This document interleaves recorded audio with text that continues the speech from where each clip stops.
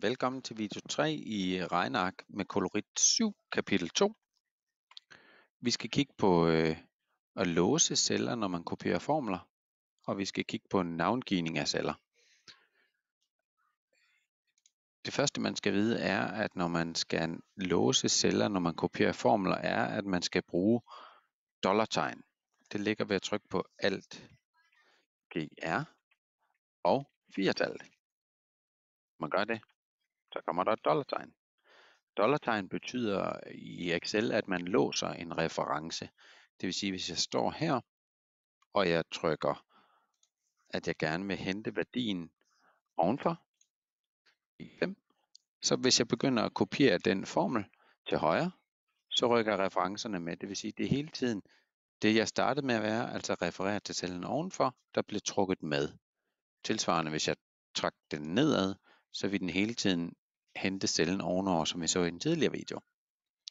Hvis jeg putter et dollartegn ind foran B, som i sådan her, Alt 4, så betyder det, at uanset hvor jeg trækker den her formel hen, så vil den blive ved med at holde fast i, at den skal ligge i kolonne B. Det vil jeg lige om lidt vise ved at lave en gangetabel.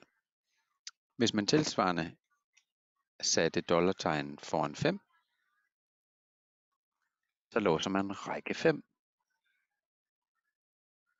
Det vil man få brug for lige om et øjeblik. Jeg sletter lige mine tal igen. Jeg har hentet opgaven om rumfang af en kasse med kvadratisk bund på kolorits hjemmeside. Og ideen er, at da det er en kvadratisk bund, så skriver man sidelængden her og refererer til den. Og bagefter ganger man med højden. Så når vi her skal udregne højden af kassen, der er 1 i sidelængde i bunden, og sidelængden herop, og den har højden 1, så skal man gøre det hernede. Jeg starter en formel. Refererer til denne her celle i sidelængden, og den skal gange med sidelængden selv igen, fordi det er jo længde gange bredde, da det kvadrat er det den selv. Vi kunne også have sat den i anden. Og så skal vi til sidst gange med højden. Hvis jeg nu skriver den 0, det er for jeg har ikke defineret sidelængden endnu. Nu giver vi den en side, der hedder 3, og ser hvad der sker. Så er den 3 gange 3 gange 9, 3 gange 3 gange 1, og det giver 9. Jeg nu trækker den henad, for jeg kunne godt tænke mig at fylde den formel henad, for den er jeg glad for. Så sker der den fejl, at den pludselig siger, at nu er det 0. Det burde jo være højden, den refererer til hver gang. Så jeg går derhen og kigger, hvad der er galt ved at trykke i formellinjen, så kan jeg se, at det er rigtigt, den henter den røde værdi i celle C5, for den er trukket med henad. Det er stadigvæk cellen 1 ovenover, men den blå er hoppet med. Tilsvarende, hvis jeg går herhen, så kan jeg se, at den er stadigvæk 2 op og 1 til siden.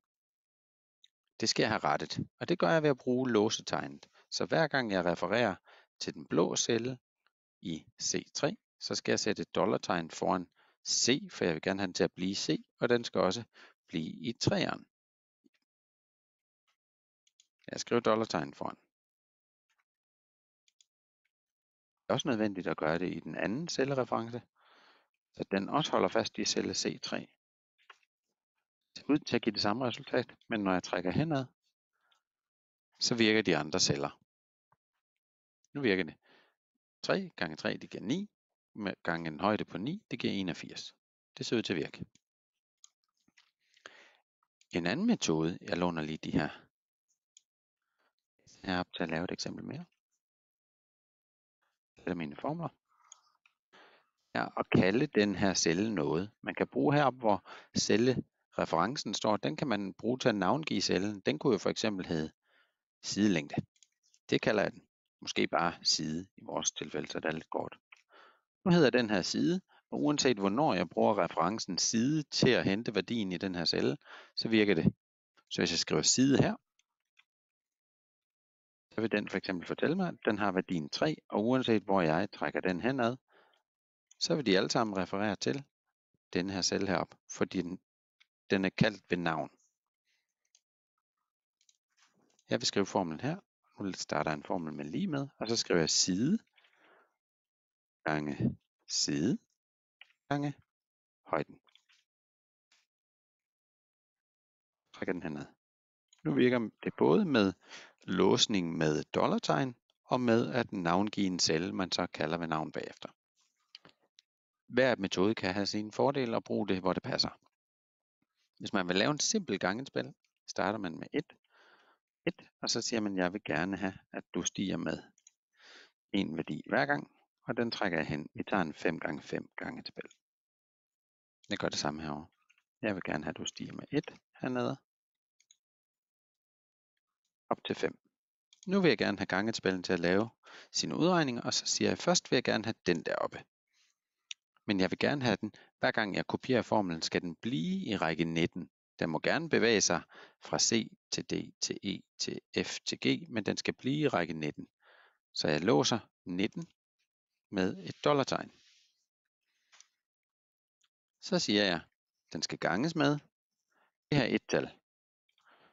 Den må jo ikke bevæge sig den her vej ud af. Den skal jo blive ved med at hente værdierne herude i gangetabellen. Så der skal jeg låse B, men ikke 20. For det må gerne bevæge sig ned i 21, 22, 23. Det vil jeg jo gerne have, når jeg for eksempel skal lave 4-tabellen her.